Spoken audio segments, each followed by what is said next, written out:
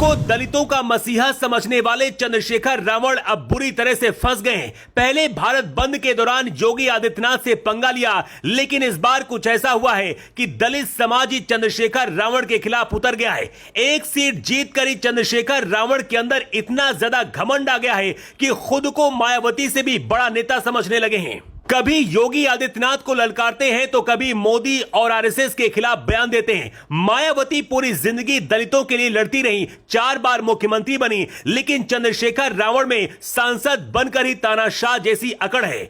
लेकिन अब गाजियाबाद में दलित समाज के ही शख्स को जब रावण के गुंडों ने पीटा तो योगी का गुस्सा भड़क गया। योगी क्या करने वाले हैं उससे पहले बताते हैं पूरा मामला क्या है। नगीना से सांसद और आजाद समाज पार्टी के मुखिया चंद्रशेखर ने गाजियाबाद में भाईचारा सम्मेलन आयोजित किया। इसी दौरान वाल्मीकि समाज से आकाश चंदेल नाम का एक लड़का चंद्रशेखर रावण से मिलने पहुंचा। बताया जा रहा कि आकाश अपनी कुछ समस्या को लेकर पहुंचा था, लेकिन चंद्रशेखर रावण के समर्थकों ने युवक के साथ जमकर मारपीट की और जानलेवा हमला भी किया। इसे लेकर एक कहानी और चल रही है। बताया जा रहा कि आकाश चंदेल नाम का युवक काला झंडा दिखाने के लिए गया था, जिसके बाद चंद्रशेखर रावण के समर्थकों ने जानलेवा हमला किया। शांतिपूर्वक विरोध करने का अधिकार हर किसी को है। अब वाल्मीकि समाज के लोग चंद्रशेखर रावण के खिलाफ उतर आए हैं। सबसे बड़ा सवाल यह है कि जिस दलित समाज की राजनीति करते हैं, आखिर उसी दलित समाज के लड़के पर इस तरह से जानलेवा हमला क्यों किया गया।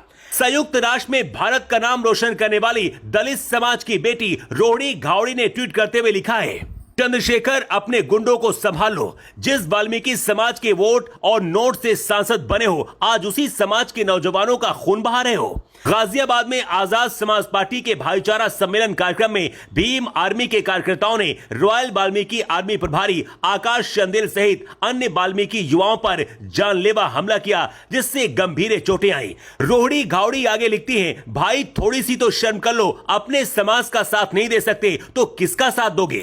गाजियाबाद घटना के बाद अब मांग उठ रही है कि चंद्रशेखर रावण के खिलाफ कार्रवाई होनी चाहिए। दलित समाज के लोग ही योगी से कार्रवाई के लिए कह रहे हैं। सबसे हैरान करने वाली बात यह है कि जब अयोध्या में एक 12 साल की दलित लड़की के साथ दुष्कर्म हुआ, तब चंद्रशेखर रावण शांत थे। जब भी इंडिया गठबंधन का कोई भी नेता अत्याचार करता है या फिर उस इलाके में कोई ऐसी घटना होती है तो वहां पर चंद्रशेखर रावण शांत रहते हैं, लेकिन अपने फायदे के लिए सिर्फ अपने समाज के कंधे पर बैठकर गोली चलाते हैं। चंद्रशेखर रावण की चतुराई देखिए। एक बार तो मायावती को अपनी बुआ तक कह दिया था, लेकिन बाद में मायावती ने खुद सामने आकर खुलासा किया था कि मेरा उसके जैसे अपराधी से कोई लेना देना नहीं है।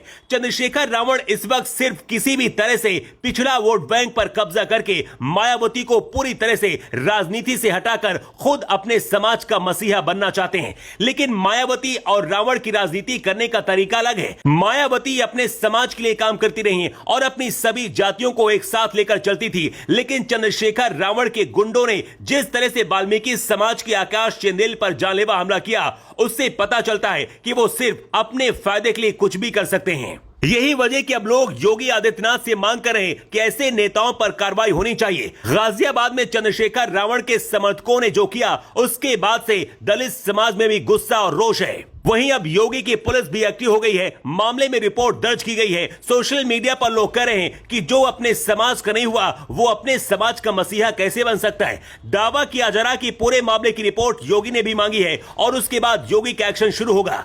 वैसे इस खबर पर आपकी राय क्या है, कमेंट करके जरूर बताएं।